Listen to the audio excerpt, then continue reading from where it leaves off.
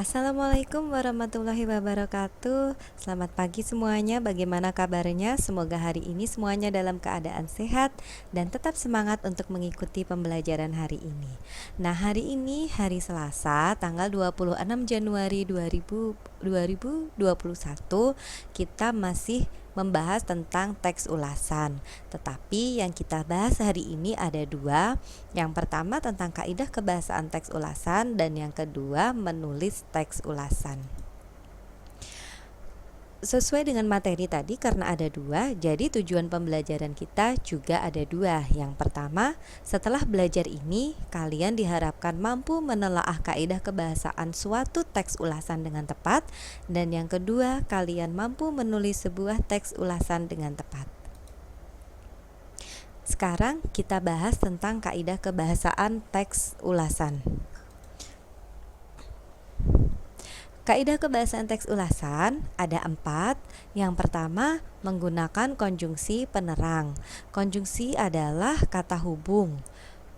Untuk konjungsi penerang ditandai dengan adanya kata-kata bahwa, yakni, dan yaitu. Yang kedua, menggunakan konjungsi temporal. Konjungsi temporal itu biasanya berhubungan dengan waktu. Kata-kata yang digunakan biasanya adalah sejak, semenjak, kemudian, dan akhirnya. Dan yang ketiga, kaidah kebahasaannya adalah menggunakan konjungsi penyebab. Sesuai dengan namanya, penyebab berarti kata-kata yang digunakan yaitu karena dan sebab. Dan yang terakhir, menggunakan pernyataan-pernyataan berupa saran atau rekomendasi. Karena berupa saran atau rekomendasi, maka kata-kata yang digunakan biasanya adalah jangan, harus, hendaknya, dan sebaiknya. Kita lihat contohnya ya. Contoh dalam teks. Ini ada sebuah kutipan teks ulasan, nanti bisa kalian baca. Yang diberi warna kuning ini adalah contoh kalimat yang di dalamnya menggunakan konjungsi penyebab atau kausalitas. Tadi kan sudah dijelaskan kata-kata yang biasanya digunakan untuk konjungsi kausalitas atau penyebab ada karena, ada sebab kan. Nah, karena di teks ini ada kata karena, berarti dia masuk ke konjungsi penyebab. Lalu ini ada kutipan yang diberi warna hijau. Yang diberi warna hijau ini adalah termasuk contoh kalimat yang menggunakan konjungsi temporal atau yang berhubungan dengan waktu, urutan atau proses terjadinya sesuatu.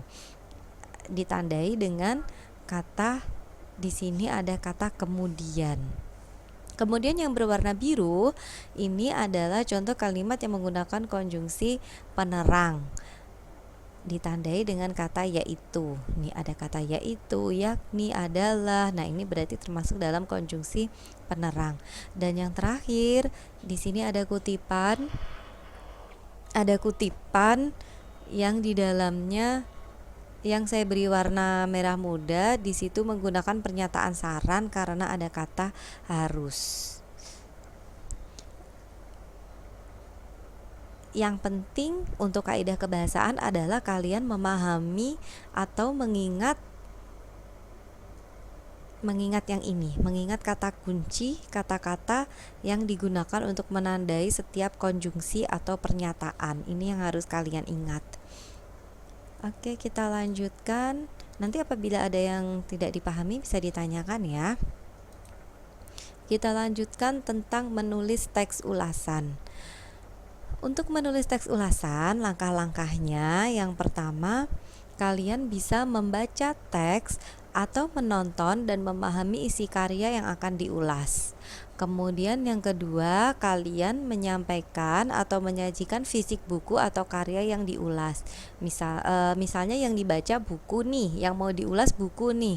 Berarti kalian setelah kalian membaca, kalian menuliskan tuh judulnya apa, pengarangnya siapa, nama penerbitnya, tahunnya, dan ketebalannya, dan lain sebagainya. Pokoknya yang berhubungan dengan fisik buku kalian tulis dulu. Kemudian kalau sudah, kalian catat aspek-aspek menarik atau penting dari buku atau karya yang diulas.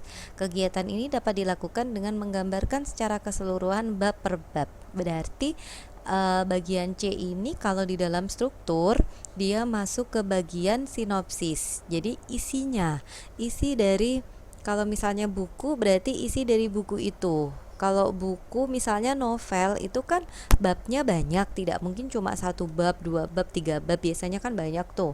Minimal biasanya ada 10 bab. Nah, berarti itu sinopsisnya berarti kamu gambarkan keseluruhan dari bab 1 sampai bab 10 itu seperti apa, dari awal sampai akhir itu ceritanya tentang apa. Nah, itu yang harus kalian tuliskan di bagian C ini.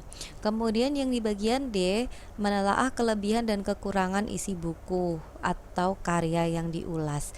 Nah, di bagian D ini berarti kalau di dalam struktur nanti dia masuk ke bagian evaluasi. Kalian harus mencari kelebihan dan kelemahan buku yang akan kalian ulas.